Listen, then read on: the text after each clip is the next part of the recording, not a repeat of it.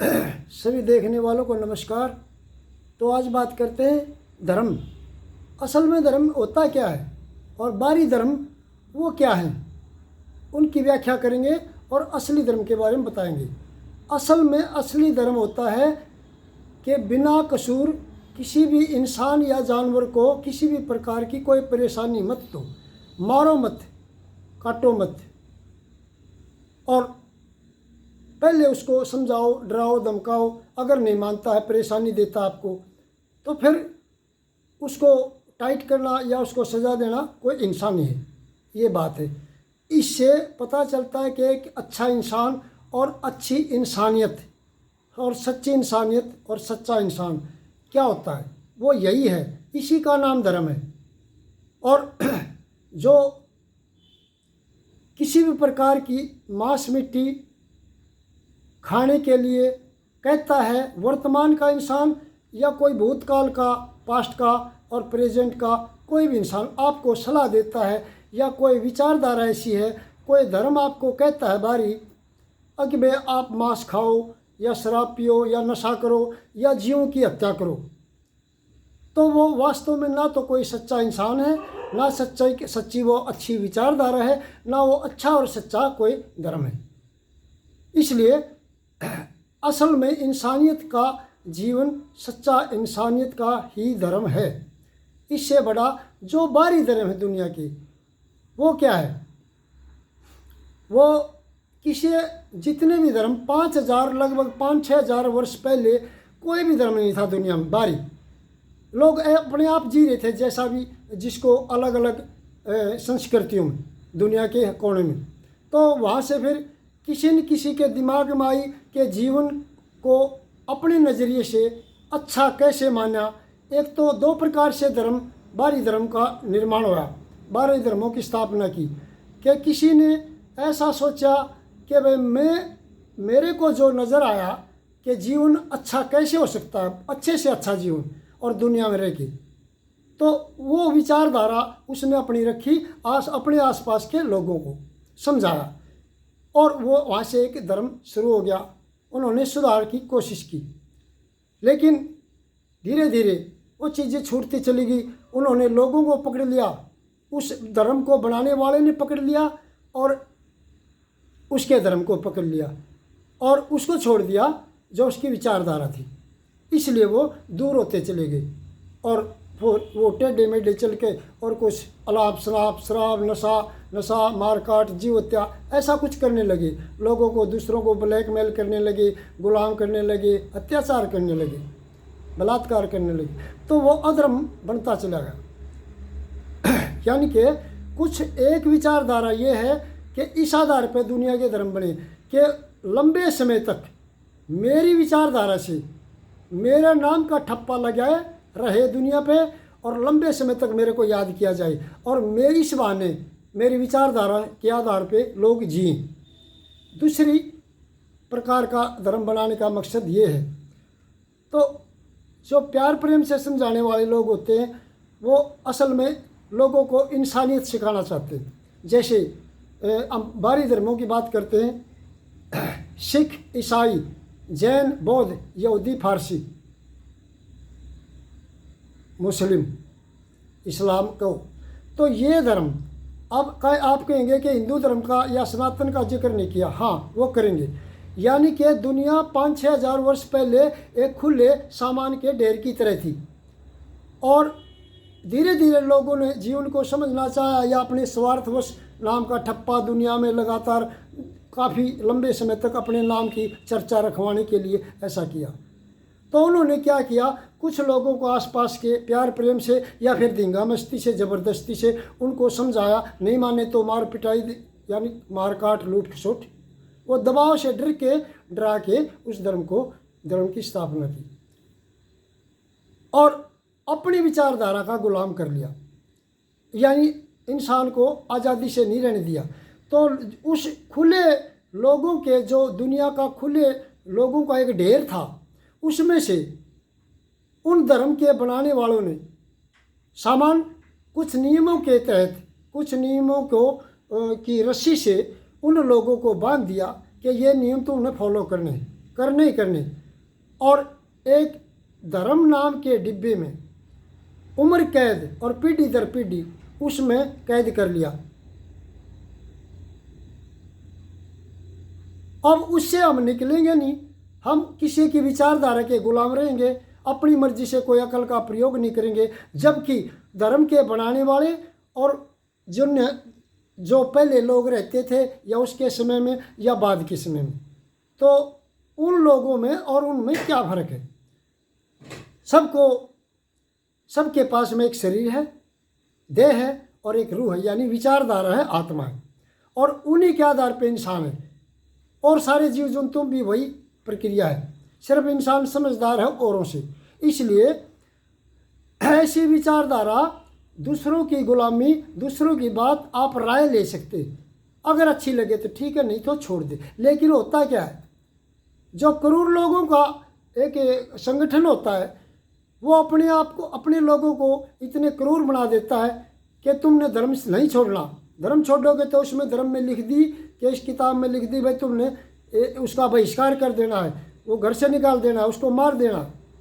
ऐसी विचार वो लोग, फिर वो समाज इतना क्रूर हो जाए, अपने ही लोगों को मार देता है, अपने लोगों को का बहिष्कार कर देता है, और दूसरे धर्म के लोगों से खिलाफत, नफरत फैलाता है कि दूसरे धर्म के लोगों से तुमने बात ही नहीं करनी, खाना पीना नहीं, उठना बैठना नहीं, रिश्ता नहीं रखना। तो ये ऐसी वो गैर, मतलब अपने धर्म के अलावा दूसरे धर्म के लोगों से नफरत सिखाता है। एक ऐसी विचारधारा, तो एक ऐसी विचारधारा होती है। देखो, हम गुरु नानक से लेते हैं, गुरु नानक का धर्म, गुरु नानक ने एक अच्छे संस्कार दिए एक अच्छा इंसान बनाने के लिए, सच्चाई का ज्ञान भी दिया, लेकिन लोगों की समझ में नहीं आया। तो उन्होंने, अब जो लोग चले गए धर्म के बनाने वाले, अब उनको हम कैसे समझें, वो कैसे थे? हाँ, ऐसे समझेंगे कि उनकी जो प्रणाली है, उनकी जो पीढ़ी दर पीढ़ी लोग आई है, जो विचारधारा है, उससे हमारे को पता चलेगा कि वो कैसे थे। अब गुरु नानक को समझना है तो गुरु नानक के जो धर्म को समझो, उसके लोगों को समझो, उन लोगों के व्यवहार को समझो। लोगों का क्या व्यवहार है कि कोई भी गुरुद्वारे में कितने बंदे जाते, कोई जाति धर्म नहीं पूछा जाता, अमीरी गरीबी नहीं पूछी जाती, सबको भोजन पानी मिलता है, सबको प्यार प्रेम से सेवा विस्तर मिलता है। और कहीं भी कोई दिक्कत आती है देश में, दुनिया में, तो वहीं वो शिविर लगा देते हैं लोगों की सेवा के लिए। इसका मतलब गुरु नानक की भावना सेवा, प्रेम और सबसे इंसानियत की थी। और फिर महावीर की, चलो महावीर ने जैन धर्म बढ़ा, तो महावीर की विचारधारा तो क्या थी? क्योंकि अब महावीर के जो जैन धर्म के लोग हैं उनको देखो, उनसे समझो। तो वो क्या थे भाई? आज जो जैन धर्म के लोग, वो बड़े बुद्धिवान हैं, बड़े मेहनती हैं, उच्च कोटि के हैं और बड़े शांति प्रिय, किसी से कोई लड़ाई झगड़ा नहीं। इसका मतलब महावीर की भी ऐसी सोच थी। फिर बुद्ध धर्म आ जाए, बुद्ध धर्म के लोग बड़े शांत, विद्वान, ज्ञानी और सत्य को जानने के रास्ते पे चलते हैं। तो उन्होंने सच्चाई का मार्ग लिया, लेकिन थोड़ा सा ज़्यादा नीचे ले गए। अब सब्जी में जीवन का आधार है सामान्यता, एक नॉर्मल कंडीशन। आप सब्जी में नमक ज़्यादा या कम डालोगे तो टेस्ट खराब, यानी जायज़। तो जीवन को एक बीच की कंडीशन पे जिया जाए, एक सामान्य स्तर पर जिया जाए, उसी का नाम सही जीवन है। जैसे हमारे शरीर का सर्कुलेशन है, खून का, वो उसकी गति मंदी हो जाती है या तेज़ हो जाती है तो दिक्कत हो जाती है। बीपी लो जिसको बोलते हैं, ब्लड प्रेशर, खून का दौरा, ब्लड प्रेशर, या और टेम्परेचर अप डाउन हो जाता है तब हम बीमार हो जाए। यानी कि सामान्य, यानी कि जीवन का आधार है सामान्य, खाने पीने में भी, रहने में भी, हमारे शरीर का सर्कल भी और बाहर का वातावरण भी अप डाउन होता है तो शरीर पे बर्दाश्त नहीं होता, इसका नाम है बीमारी। सामान्यता ही जीवन का आधार है।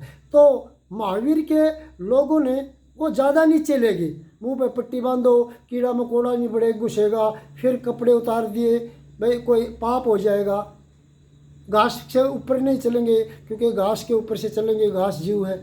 इतना बारीकी से जीवन नहीं जिया जाता।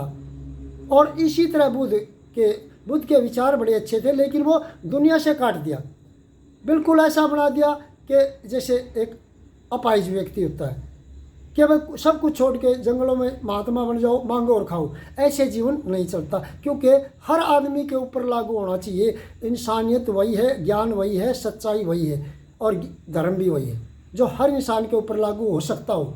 कोई करे ना करे वो उसकी मर्जी है। तो उन्होंने दुनिया से कट गया। ऐसे दुनिया से कट के जीवन नहीं जिया जा सकता, क्योंकि हम सभी मांगेंगे तो आएगा कहाँ से, कमाएंगे कैसे। और नीचे स्तर पे कोई कुछ को बोलना ही नहीं, बड़ी अच्छी बात है, क्योंकि दुख मानने से होता है, किसी का कहने से नहीं। लेकिन अगला सामने वाला अगर बिल्कुल हमारे ऊपर अत्याचार करने लग जाए, वह इंसानी है, उसका विरोध करना इंसानी है, उसका मुकाबला करना, समझाना, तरीके से धमकाना, डराना और फिर मुकाबला करना, ये इंसानी है, ये अपनी आत्म सुरक्षा है। तो इस तरह से उन्होंने बिल्कुल ऐसे कर दिया, भाई बोलो ही मत, ऐसे तो नहीं जिया जाएगा। क्यों कि दो प्रकार के लोग हैं, एक तो मेहनत करके खाने वाले, ईमानदारी से और शांति प्रिय, किसी को कुछ नहीं हानि पहुंचाते, नुकसान पहुंचाते। एक वो हैं जो ज़बरदस्ती, धींगा मस्ती, दूसरों का हक खाना, दूसरों को परेशान करना, दूसरों को गुलाम करना। अब उनके सामने शांति से नहीं बैठा जा सकता, उनका मुकाबला करना पड़ेगा और उसके लिए सख्त कानून और सख्त लहजे में उस कानून को लागू किया जाए। तो इस तरह से कंट्रोल होता है। फिर आओ ईसाई धर्म में।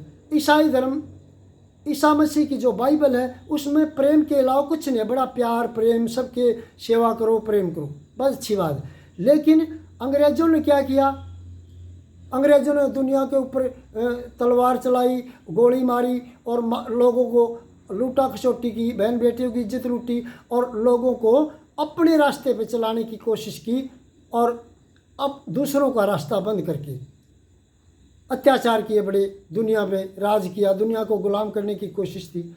इसका मतलब क्या है, इसका मतलब बाइबल नहीं है, यानी कि बाइबल से वो कट गए। बाइबल की शिक्षा के आधार पे चलते तो वो ऐसा नहीं करते। इसका मतलब बाइबल जो ईसा मसीह की सोच थी वो शांति प्रिय थी और उन्होंने जो किया वो बाइबल से कट के एक साइड में हो गए। बाइबल को मतलब एक साइड में कर दिया, उसके पे गौर नहीं किया, इग्नोर किया। तो जब भी दुनिया में हर जाति, हर धर्म में, हर गांव, हर शहर में, हर देश में, हर जाति धर्म में अच्छे बुरे लोग हर जगह होते हैं। 5 या 7%, 10%, 90% अच्छे लोग होते हैं। लेकिन अगर उन अच्छे लोगों का काम होता है, बुरे लोग अगर कोई बुराई करते तो उनको रोको। तो जो अच्छे लोग थे अंग्रेजों में, ईसाई धर्म में, तो उन्होंने रोकना चाहिए था ना कि तुम जुल्म मत करो, काम करो, व्यापार करो। लेकिन उन्होंने नहीं रोका। इसका मतलब वो उनकी सहमति उसके अंदर शामिल थी कि धर्म को बढ़ाना, क्योंकि इस्लाम और ये क्या नाम है ईसाई, इनमें धर्म का बढ़ावा है। ना जैन धर्म में है, ना बौद्ध धर्म में है, ना सिख धर्म में। यहूदी फारसी का हमने पता नहीं, उसके बारे में हम कुछ नहीं कहेंगे। तो यानी कि उसका मतलब है कि उनमें धर्म को बढ़ावा देने के अलावा अपनी मेहनत करते और टेक्नोलॉजी पे काम करते और एक अच्छा इंसान बनाने की कोशिश करते।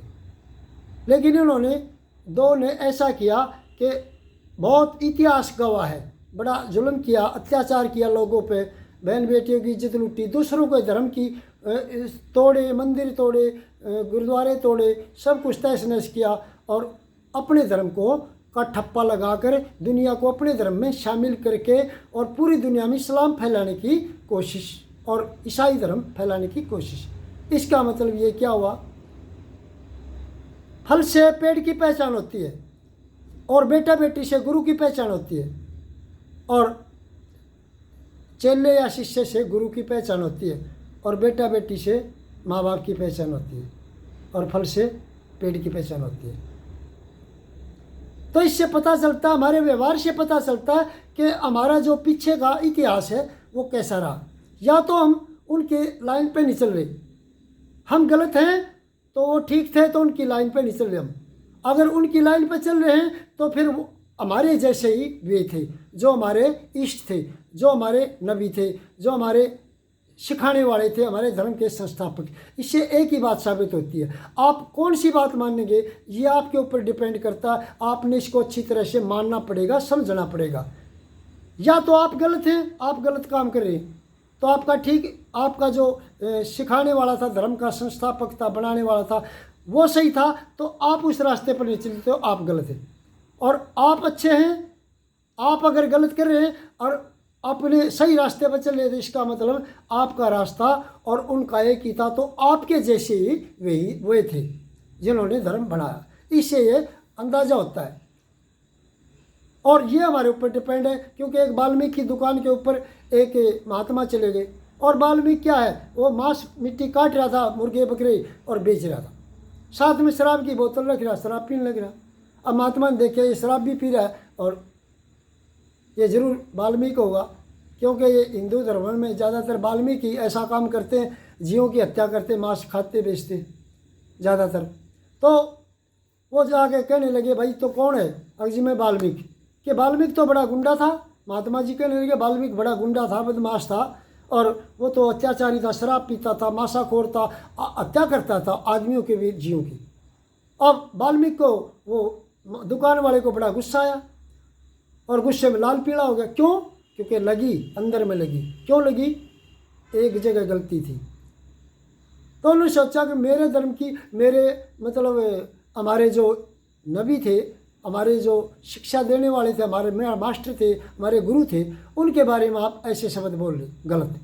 तो उन्होंने कहा जब आपने कहा मैं वाल्मीकि हूँ, मैंने वाल्मीकि तो देखा नहीं, मैंने तो आपको देखा। अब आपने कहा मैं वाल्मीकि हूँ, इसका मतलब तो वाल्मीकि भी ऐसा ही करता होगा, मैंने तो आपको देख कर अंदाज़ा लगा। अगर वाल्मीकि ऐसा नहीं करता तो फिर आप क्यों करते हैं? अगर आप करते हैं तो इसका मतलब आप वाल्मीकि के रास्ते पे नहीं चल रहे, वाल्मीकि की बातों का अनुसरण नहीं कर रहे।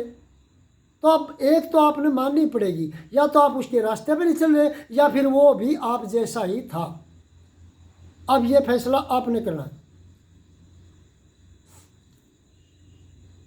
अब फिर तो वो क्या नाम है, अंग्रेज़ों ने अपने धर्म से हटके ये कार्य किया, तो उनके इग्नोर किया, तो वो अत्याचारी बने। फिर इस्लाम में आ जाओ, इस्लाम के संस्थापक थे मोहम्मद। तो मोहम्मद ने 1400 साल पहले ऐसी वो कहा कि भाई मेरे को अल्लाह मिला, और अल्लाह ने मेरे को एक शिक्षा दी, एक मेरे को ज्ञान दिया कि भाई तुम इस्लाम फैलाओ, इस्लाम धर्म के नाम पे दुनिया को इस्लामीकरण करो, दुनिया का, और सबको मुसलमान बनाओ, और कलमा पढ़ो। ये कलमा दिया अल्लाह ने मेरे को, और ये कलमा लिखा, और ये पढ़ोगे और मुसलमान बनोगे तो तुम्हें जन्नत मिलेगी, और जन्नत आसमान में है, और अल्लाह भी आसमान में है, और अल्लाह का कोई रंग रूप आकार नहीं है, और इसलिए तुम कोई मूर्ति पूजा सारी चीज़ें उस टाइम लोग करते थे। खुद वहाँ सऊदी अरब में भी बहुत सारी मंदिर थे, मूर्तियाँ थी, वो करते थे। तरह तरह की दुनिया में, चाहे जंगलों में रहता हो इंसान, वो कुछ न कुछ करता है, मानता है, सोचता है कि कोई न कोई है दुनिया बनाने वाला किसी न किसी रूप में। चलो कोई बात नहीं, वो एक आस्था की बात है। लेकिन उन्होंने ये ऐसी एक पॉलिसी बनाई कि जिसके आधार पे मैं ये कर सकूं। कुछ लोगों को समझाने की कोशिश की, लेकिन बहुत सारी पुरानी चीज़ें दिमाग में बैठी थी, नहीं मानी।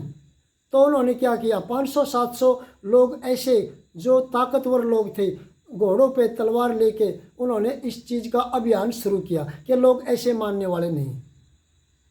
और धीरे धीरे वहीं से वो सभी मूर्तियों को तोड़ दिया, एक मूर्ति रख दी कि इसको मानो, अल्लाह ने इसकी पूजा करने के लिए कहा। धीरे धीरे फिर उसको भी धीरे धीरे ख़त्म कर दिया। और फिर आसपास गांव में गए घोड़े लेकर के, वहाँ प्यार से कहा भाई इस्लाम कबूल कर लो, इस्लाम के ये नियम है। अब लोगों ने नहीं माना, तो नहीं मानते, जो झिंगा मस्ती ज़बरदस्ती, फिर उसको सरेआम चौराहे पे काट दिया जाता खौफ के लिए, कि डरते लोग, उस समय लोगों के पास इतने हथियार नहीं थे, तो डरा धमका के लोग फिर बेचारे कन्वर्ट हो जाते। तो तलवार के बल पे इस्लाम को फैलाया गया। और ऐसा तलवार क्यों उठानी पड़ी? अगर मोहम्मद इस बात को समझ लेते कि जिस अल्लाह के करीब तू गया हुआ है, वो थोड़ी सी एक कदम दूर है, बाहर नहीं है, आसमान में नहीं है, वो तेरे अंदर ही है। जिस प्रकार इंसान ने सारी दुनिया की चीज़ें, जो इंसान ने जितने मकान बनाए या गाड़ी बनाई, इंसान ने बनाई, और उसमें रहता और चलाता कौन है मकान और गाड़ियों में? कौन चलाता गाड़ी को? इंसान। और रहता कौन है मकान में? इंसान। बनाया भी इसने। ठीक इसी प्रकार जो जीव जंतुओं के जितने जानवर हैं या इंसान के चोड़े हैं, ये मिट्टी के शरीर हैं। इन शरीरों के अंदर जो सोचने समझने वाली बोलने वाली ताकत है, वही अजर अमर ताकत है। वो मरती नहीं, वो सदा अमर है। वो खुद ही शरीरों का निर्माण करती है, बनाती है। और शरीर प्रकृति से बना, जल अग्नि वायु मिट्टी से। और ये इसका नियम है कि जो चीज़ बनी है वो धीरे धीरे पुरानी होगी और एक दिन ख़त्म हो जाएगी और वो निकल जाएगी, वो फिर बना लेगी। जैसे हम मकान बनाते हैं, गाड़ी बनाते हैं, धीरे धीरे पुरानी होकर चीज़ पुरानी हो जाती है, एक दिन ख़त्म हो, फिर दूसरी नई बना लेते, नई बनाते रहते हैं। नए पेड़ पड़ते, पुराने पेड़ गिरते रहते हैं, पुराने लोग मरते रहते हैं, पुराने जानवर मरते, नए पैदा होते रहे। ये एक सिस्टम है। और इसी तरह वो मतलब नए से पुराना और जन्म से मृत्यु, यानी शुरू से अंत, ऐसे हो जाता है, तो निकल जाती है। तो यह धीरे धीरे इसी ने ये सारे शरीर बनाए और यही रहती है, और इसी ने गाड़ी बनाई, यही इसमें इनको चलाता है, शरीर रूपी गाड़ी को। शरीर रूपी मकान में ही रहता है, खुद ही रहता है, खुद ही बनाता है।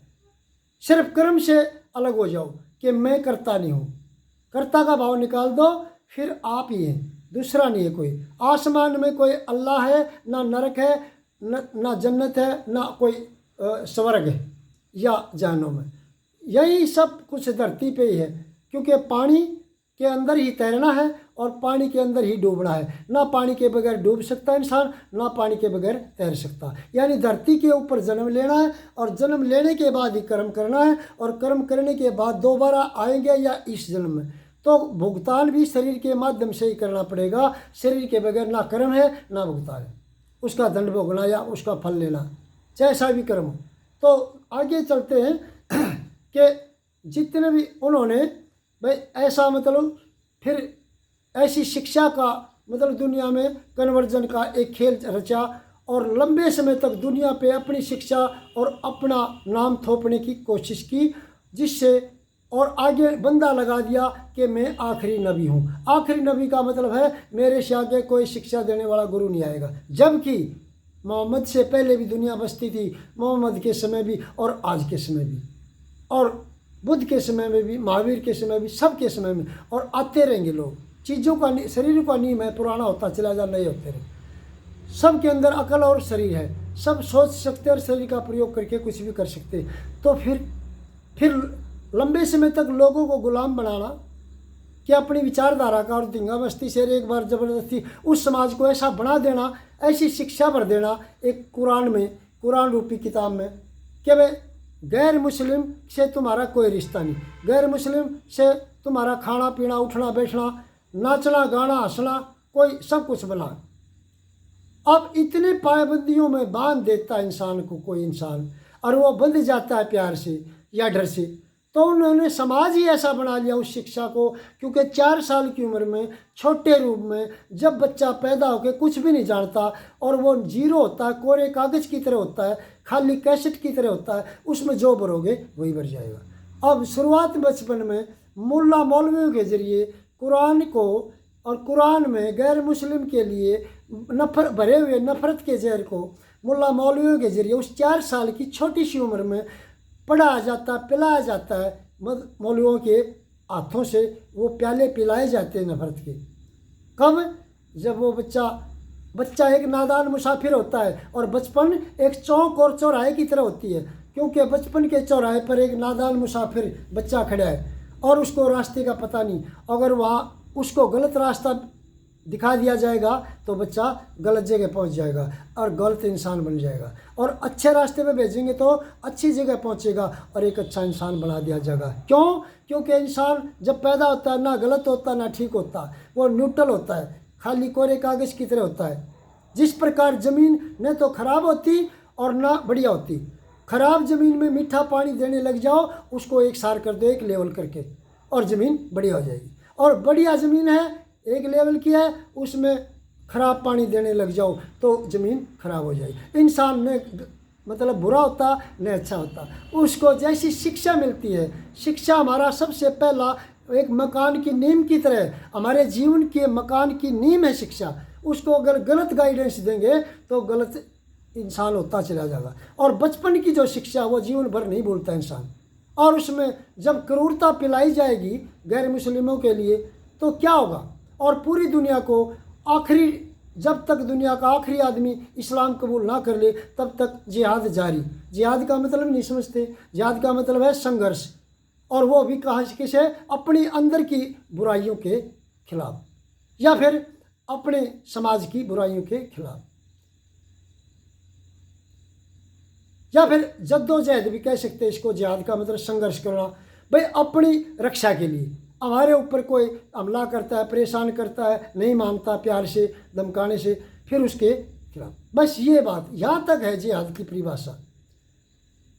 कुछ मुस्लिम भाइयों से बात करते हैं, मुस्लिम भाई बताते हैं भाई जिहाद की परिभाषा असल में ये है, और लोग कुछ नहीं कुछ बताते रहते। लेकिन अगर इतिहास में झांकें तो जिहाद की परिभाषा कुछ और मिलती है।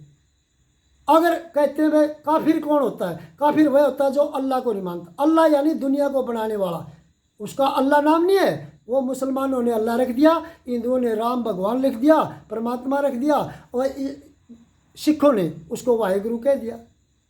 यानी कि सब ने नाम अलग रख दिए। नाम अलग रखने से चीज़ नहीं बदल जाती, चीज़ तो वही है ना।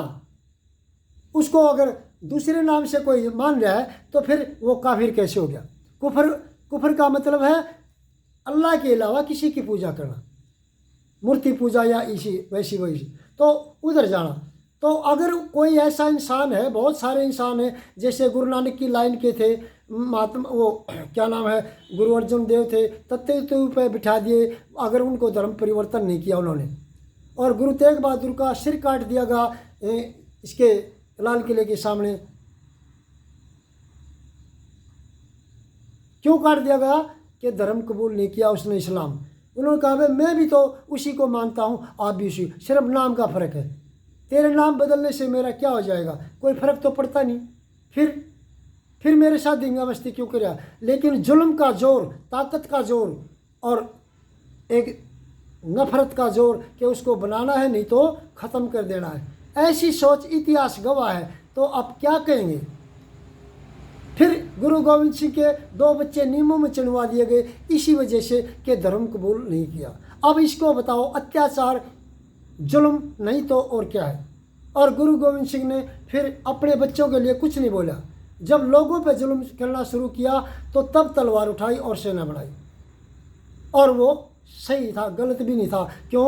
क्योंकि जो अपने देश में, मेरे देश में आकर कोई बाहर का या मेरे घर में आके बाहर का आदमी और जुल्म करेगा, लूटेगा, खसोटेगा, मेरी बहू बेटियों की, बहन बेटियों की इज्जत लूटेगा, मेरे मंदिरों को, मेरी आस्था को तोड़ेगा और मेरे हर प्रकार से मेरा नुकसान करेगा, तो मैं क्या चुप बैठूँगा। लेकिन हम किसी के घर में जाते और वहीं जाकर गडराते तो हमारा नुकसान करेगा अगला, फिर भी हम उसी को मारते। गलती हमारी और फिर भी दोष उसी का, फिर भी उसको मारते। तो यह अत्याचार नहीं तो और क्या। अंग्रेजों ने भी मंदिर बंद किए लेकिन मंदिर तोड़े नहीं। हमारे स्कूल मदरसे गुरुकुल बंद किए, अपनी शिक्षा देनी शुरू की, उन्होंने भी ज़बरदस्ती की, लेकिन उन्होंने कुछ इतिहास बदला, मुसलमानों ने, कुछ अंग्रेज़ों ने। यानी कि इंसानियत के लिए शिक्षा ये कि अच्छा इंसान किसी का गुलाम नहीं रहता। वो ना भूतकाल के व्यक्ति का, किसी की विचारधारा का, ना वर्तमान की। वो अपने आप खुद जानता है कि गलत और ठीक क्या है। और गलत और ठीक हम खुद नहीं जानेंगे, क्योंकि जिन्होंने धर्म बनाए वो भी तो हमारे जैसे इंसान थे। वो भी किसी के पैदा हुए थे, वो भी धीरे धीरे वो भी बीमार होते थे, वो भी बूढ़े, उनको भी गर्मी सर्दी भूख प्यास दर्द दुख होता था। किसी भी धर्म को बदल लो, किसी भी धर्म में चले जाओ, सारे धर्मों को छोड़ दो, सारे धर्मों को मान लो, किसी भी धर्म को मत मानो। क्या भूख प्यास गर्मी सर्दी बीमारी नहीं लगेगी, दर्द दुख नहीं होगा, बूढ़े नहीं होगे, मृत्यु नहीं होगी, फिर क्या फ़र्क है? कोई फ़र्क ही नहीं है ना। आप किसी भी धर्म में चले जाओ, कोई भी धर्म मत लो, छोड़ दो, या सारे धर्म छोड़ दो या पकड़ लो, ना कोई छोड़ने से, ना पकड़ने से, ना अलग होने से, कुछ होता ही नहीं। आप इंसान ही क्यों नहीं बन जाते, एक सच्चे इंसान जो प्रकृति ने तुम्हें बनाया है। प्रकृति ने तुम्हें सिर्फ इंसान बनाया, ना हिंदू बना। अगर हिंदू धर्म, अगर मुस्लिम धर्म सच्चा होता और अल्लाह सच्चा होता, अल्लाह सिर्फ सबको मुसलमान ही बनाता, पैदा करता, उसका खतना करने की जरूरत नहीं पड़ती, और ना दोबारा मुसलमान उसको कान में कुरान की वो अजान देनी पड़ती। क्यों? क्योंकि वो बनाए जाते हैं, जो बनाए जाते हैं वो इंसान की पॉलिसी है, इंसान की शैतानी है, और जो ऑटोमेटिक होते हैं वो सच होते हैं। प्रकृति ने हमें इंसान बनाया, वो सच है, और जो हम दोबारा बनाए, दो लोगों को बनाया, खुद बने, वो हम नकाब हैं। हमारी प्रकृति से जो बना, हम उसके ऊपर एक नकाब है, नाम का, रूप का, जंग का, जाति का, धर्म का, हमारी विचारधारा का। सच्ची इंसानियत यही है कि किसी को, दूसरे जीव या इंसान को ना गुलाम करो, ना अत्याचार करो, ना उसको परेशान करो किसी भी प्रकार से। उसको आज़ादी से जीने का अधिकार है। एक अंग्रेज से एक आदमी ने पूछा भारत में, हिंदुस्तान में, कि आप क्या चाहते हैं? कि हम चाहते हैं कि सारी दुनिया हमारी मुट्ठी में हो, हमारे उंगली के इशारे से चले, हमारी विचारधारा से दुनिया अपना जीवन जिए। तो उस बंदे ने अंग्रेज से पूछा, आप दूसरे की विचारधारा से कितना समय गुजारना चाहते हैं कि आप अपनी मर्जी से, आपको अच्छा लगता है कपड़ा, खाना पीना, रहना, तो वो उसी तरह आप जीते हैं? कहा, हर आदमी की, हर जीव की यही सोच है कि वो अपनी मर्जी से जो उसे अच्छा लगे खाए, अपनी मर्जी से जो पहने, अपनी मर्जी से रहे। तो दूसरे को गुलाम करना अत्याचार है, क्योंकि वो उसके अधिकारों का आनंद है। तो फिर धर्म कहाँ रह गया? धर्म तो यही है ना कि सबको अपनी मर्जी से जीने का अधिकार है, लेकिन किसी को, दूसरे को परेशान करने का अधिकार किसी को नहीं है। किसी के अधिकारों का आनंद, किसी को अपनी ज़बरदस्ती अपनी विचारधारा के साथ जोड़ के उसको गुलाम करके पीढ़ी दर पीढ़ी, और उस समाज को ऐसा क्रूर बना देना कि वो मतलब किसी को भी, दूसरे को देख कर नफरत करता रहे और जीवन भर। ऐसी क्रूरता हमारे को ये संदेश देती है कि ये जो धर्म को बनाने वाले व्यक्ति हैं उनसे या तो कटे हुए हैं, या फिर उनसे वो भी ऐसे ही थे और ये भी ऐसे हैं। तो यहाँ से पता चलता है। तो समझने की कोशिश करें कि कोई भी धर्म आपको आज़ादी नहीं दे सकता, एक अच्छा इंसान बना सकता है। बुद्ध ने कहा था, महात्मा बुद्ध ने, ना मैं आपका कुछ कर सकता हूँ, ना मेरा धर्म। जब भी याद करोगे मेरी बातें आपको आज़ाद कर सकती और एक अच्छा इंसान बना सकती। अगर अच्छी लगे तो मान लेना, ना मैं आऊँगा ना मेरा धर्म कुछ करेगा। मेरे धर्म को और मेरे को भूल जाना, मेरी बातों को याद रखना। अगर और किसी भी प्रकार का कोई प्रेशर नहीं दिया, ना उनके समाज का कोई ऐसा प्रेशर कि तुमने करना ही करना पड़ेगा, यानी कि दबाव देकर ऐसा समाज नहीं बना कि वो समाज के अंदर अपने ही लोगों का शोषण करने लग जाए, दबाव दे के कहने लग जाए यह आपने मानना ही पड़ेगा, यह करना ही पड़ेगा, नहीं करोगे तो आपका कत्ल कर दिया जाएगा। तो ये क्रूर विचारधारा नहीं, ये छोड़ देनी चाहिए।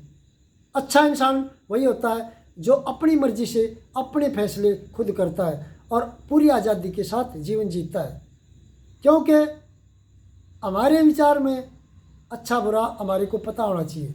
जो हमारे साथ होता है और हमें अच्छा नहीं लगता, समझ लो वो बुरा है। जो हमारे साथ होता है और वो हमारे अच्छा लगता है तो समझ लो वो अच्छा है। वो ही व्यवहार दूसरों के साथ करो, और जो तुम्हें अच्छा नहीं लगता अपने साथ होने में तो दूसरों के साथ भी वो मत करो, यानी दूसरों को गुलाम मत करो। दुनिया के जितने भी धर्म हैं वो आपको बहुत कुछ दे सकते हैं, अच्छा इंसान बना सकते हैं, और विचारधारा अगर शैतानी हो तो आपको शैतान भी बना सकते हैं, और इंसानियत की विचारधारा हो तो आपको एक अच्छा इंसान बना सकते हैं। लेकिन आपको आपके डिपेंड नहीं कर सकते, आपको आपकी पहचान नहीं दे सकते, आपको आपकी मुक्ति नहीं दे सकते। आप की आज़ादी से समझौता कर लेते हैं क्योंकि आपको आज़ादी नहीं देते। जैसे किसी जेल के अंदर काफ़ी लोग गुलाम हो, बंदी हो, और उनमें एक आदमी आता है सबको कपड़े बांट के चला जाता है, एक आदमी आता है सबको दवाई बांट के चला जाता है, एक आदमी आता है तो बहुत सारे कपड़े बांट के चला जाता है। एक आदमी आता है भाई नशे बांट के चला जाता है। एक आदमी आता है खाना पीना हीरे जवाहरात बांट के चले गए। लेकिन उन्होंने बहुत सारी सहायता की, बड़ी अच्छी बात है, लेकिन क्या नहीं किया, उनको खोला नहीं। अरे भाई रस्सी से बांध के पशुओं को या इंसानों को, एक पक्षी को सोने के पिंजरे में बंद करके और चांदी की कटोरी में काजू मनखा दाख बादाम खिलाओगे, क्या अच्छा लगेगा? उनको जो आसमान में उड़ते हुए आज़ाद पंछी दिखाई दे रहे हैं, क्या वो नज़र नहीं आ रहे? उनकी नज़र उसी पे है, आज़ादी पे। इसलिए आज़ादी से समझौता मत करो। तो एक बंदा आता है और कुछ नहीं देता उनको, सिर्फ दरवाज़ा खोल देता है और सबको आज़ाद कर देता है। क्यों? आज़ादी से बड़ी कोई सेवा नहीं, सहायता नहीं, हेल्प नहीं। उसमें क्या किया कि आज़ाद होने के बाद ये जो चीज़ें अंदर लोग बांटते थे वो तो खुद कमा लेंगे, लेकिन आज़ादी सबसे बड़ी चीज़ है। इसलिए आज़ादी किसी के पास है नहीं, धर्मों के गुलाम, धर्मों की रस्सी से बंधे हुए, और हम उस उम्र कैद के पिंजरे में पीढ़ी दर पीढ़ी पड़े रहते हैं और सड़कें मर जाते हैं, हमारा जीवन ही चला जाता है। अब बचे हिंदू। हिंदू वो लोग हैं जो कुछ लोगों के द्वारा नियमों की रस्सी से बांध कर और धर्म के पिंजरे में की कैद में रोके गए लोगों से अलग बचे हुए लोग हैं। दुनिया में से वो लोग हैं जो बचे हुए। इनकी विचारधारा क्या है कि ये भटके हुए ये भी हैं, लेकिन धर्मों के लोग हैं वो भटकाए गए हैं किसी के द्वारा, नियमों की बेल्ट बांध करके। अब बंधा हुआ कोई जानवर है, उसको हम कहीं ले जा सकते, या इंसान है तो ला सकते, लेकिन वो रहेगा हमारी रस्सी के बंधा हुआ, से बंधा हुआ, वो हमारी कैद में रहेगा। और दूसरा इंसान वो है जो भटके हुए, तो हिंदू भी हैं, लेकिन वो भटकने में उनकी आज़ादी है। वो अपनी मर्जी से किसी पंडित के पास जाते, शाने के पास जाते, बाबा के पास जाते, लेकिन उन पर दबाव नहीं है समाज का कि आपने ये करना ही पड़ेगा, ये पूजा करनी ही पड़ेगी, किसी चीज़ को मानना ही पड़ेगा, मानो या ना हो। क्योंकि मान्यता पे विश्वास रखते हैं बहुत सारे धार्मिक लोग। जितने धर्म हैं वो सारे मान्यता कोरी कल्पना होती है, सच्चाई नहीं होती। सच्चाई होती है जानने में। आपने जाना नहीं, पहचाना नहीं और मान लिया, ये तो कन्फ्यूज था ना, किसी चीज़ को समझा नहीं, जाना नहीं। अकल का प्रयोग करना बैन है धर्म में। जहाँ अकल का प्रयोग करना होता है वहीं सच्चाई हमारे सामने होती है, क्योंकि कोर्ट सबूतों के आधार पर सच्चाई साबित करती है, ना कि मानने से। तो हिंदू की बात है कि हिंदुओं में एक शिक्षा है, ये खुली विचारधारा है। इसलिए दुनिया में, हिंदुस्तान में बहुत सारे संत महात्मा आए जिन्होंने बिना किसी धर्म का नाम लिए, बिना किसी धर्म का ठप्पा लाए, ओपन एजुकेशन यानी खुली शिक्षा दी, सबको आज़ाद करने के लिए। बंधन में अपना धर्म नहीं बढ़ा, धर्म में बांधा नहीं, क्योंकि असली शिक्षा वही है। इसलिए यहाँ से लोग, भटके हुए लोग कभी न कभी पहुँच जाते, अगर वो खुले हो तो, अपनी आज़ादी हो भटकने में कभी न कभी मंजिल पे पहुंच जाते, सत्य को पहचान लेते। इसलिए बहुत सारे संत महात्माओं ने यहाँ से सत्य को पहचाना, अपने अंदर वाले सत्य को, और इधर से दुनिया में उनको ऐसी विचारधारा दी गुरुकुलों में। और ये घर में हर बच्चे को समझाया जाता, बेटा किसी की चोरी नहीं करना, झूठ नहीं बोलना, झगड़ा नहीं करना, किसी को जीव की हत्या नहीं करना, मारना नहीं, मांस नहीं खाना, नशा नहीं करना, शराब नहीं पीनी। लेकिन कुछ लोग जो शिक्षा से वंचित रह जाते, शिक्षा मिल नहीं पाती, वो गरीब लोग या आउट एरिया में, तो वो ऐसा कर देते हैं, वो ऐसा करते हैं, तो वो बेचारे उस पेशे में फंसे रहते। उनको भी धीरे धीरे समझा जाता है, लेकिन उन पर गुलामी नहीं है, उनको दबाव नहीं है उन पर कि आपने ये करना ही पड़ेगा। आ जाएंगे धीरे धीरे, भटके हुए, भटकाए नहीं गए। भटकाया गया व्यक्ति कभी नहीं पहुंच गया, क्योंकि भटकाया गया रस्सी से बंधा हुआ है। जो भटका हुआ है वो चला जाएगा। और इसलिए आज तक हिंदुस्तान में से 10-12 देश छोटे छोटे अलग हो गए। कोई बात नहीं, भाई में से भाई अलग होके गांव बसते हैं, और गांव में से गांव अलग हो गए देश बसता है, और देश में से देश अलग हो गए देश बसते, तो बुराई थोड़ी है। लेकिन आज तक हिंदुस्तान की विचारधारा, सनातन की विचारधारा कभी किसी का 1 इंच भी जगह छीनने के लिए प्रयास नहीं किया, बल्कि उनकी हेल्प की। अगर उन्होंने धींगा मस्ती ज़बरदस्ती की वो बात अलग है, नहीं तो हेल्प की और किसी की। हम ये नहीं कहते मैं सनातनी हूँ या मैं हिंदू हूँ या सनातन धर्म अच्छा है, नहीं, सनातन धर्म नहीं है। धर्म वो होता है जो किसी विशेष व्यक्ति के द्वारा कुछ नियमों की रस्सी से बांधकर बढ़ाया जाता और धर्म के पिंजरे में रोक दिए जाते। ये खुले ओपन माइंड के लोग हैं, ये खुला बचा हुआ सामान है, कोई इधर रेडिक रहा है, कोई इधर, चारों तरफ गिरते रहते, खुली सोच के लोग।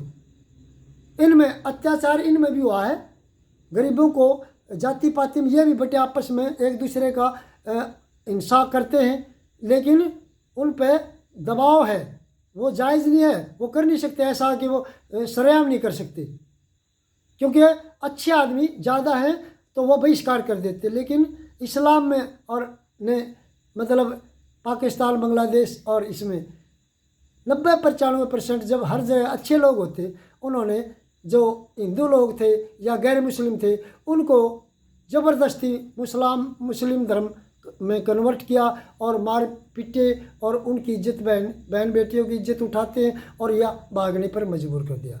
तो वो 90% अच्छे लोग थे, उन्होंने क्यों नहीं रोका? यहाँ से सवाल उठता है, रोकना चाहिए ना, अच्छे लोग हर धर्म में हैं तो, लेकिन जो किसी धर्म में क्रूरता के धर्म में बंधा हुआ है, जहाँ ज़्यादा क्रूरता है, वो उनका समाज इतना क्रूर हो जाता है, वो बोल नहीं सकते, डरते, क्योंकि बोलूँगा तो सारा समाज मेरे खिलाफ हो जाएगा। उनकी सहमति उसी में मिल जाती है और अपनी आज़ादी से समझौता कर लेते हैं और अपनी प्रेम, शांति और अपनी अकल का गला घोंट लेते, अपनी अकल का, अपने जीवन को अपनी अकल से, अपनी समझ से जीने के लिए वो तैयार नहीं हो पाते भय से। भगत सिंह था ना, आज़ाद रहा, आज़ाद ही मर गया, लेकिन गुलामी कबूल नहीं की। आज़ादी ये चीज़ होती है। और किसी के डर से, किसी व्यक्ति के डर से, चाहे भले उसने धर्म बनाया हो, अगर कोई इंसान कहता है या धर्म कहता है या विचार कहता है कि तुम ऐसा करो कि मेरी सोच से जियो, तो वो हमारा फर्ज बनता है कि हम किसी की सोच से ना जिएं और अपनी सोच के आधार पे जिएं, क्योंकि आज़ादी सबसे बड़ी चीज़ है। इसलिए कोशिश करें इंसान बन के रहें, और इंसानियत ही सबसे बड़ा धर्म है, क्योंकि प्रकृति ने हमारे को इंसान बनाया। वैज्ञानिक भी लाखों करोड़ों, हजारों लाखों करोड़ों वर्ष पहले के जो मतलब पुरातत्व विभाग के जो वैज्ञानिक होते हैं, सर्च केंद्र में वो जांच पड़ताल करके हड्डियों से अस्तित्व लेकर के वो बता देते हैं कि ये मर्द था, औरत थी, यानी पुरुष था या स्त्री थी, या जवान था, बूढ़ा था, बच्चा था, वो इस बारे में बता देते हैं। स्त्री पुरुष के बारे में बता देते हैं, मर्द था, औरत थी, जवान बूढ़ा बच्चा था, ये बताते हैं। किस बीमारी से मरा ये भी बता देते हैं, लेकिन ये कभी नहीं बताते ये क्या खाता था, क्या पीता था, किस संस्कार में रहता था, यानी कि कैसी ये मतलब क्या इसकी जाति थी, क्या इसका मजहब था, क्योंकि ये हमने बनाए ना। जो हमने बनाए वो नहीं आते, जो प्रकृति ने बनाए वो रिसर्च में भी आ जाते। इसलिए आप सब कुछ छोड़कर अच्छी तरह हमारी बातों को समझो। हम इंडिपेंडेंट शिक्षा देते हैं, ना कि किसी धर्म की तरफ जोड़ते हैं और ना किसी धर्म का बहिष्कार करते हैं, सिर्फ समझाते हैं। किसी को अच्छी लगे तो स्वीकार करो, नहीं लगे तो नमस्कार, धन्यवाद।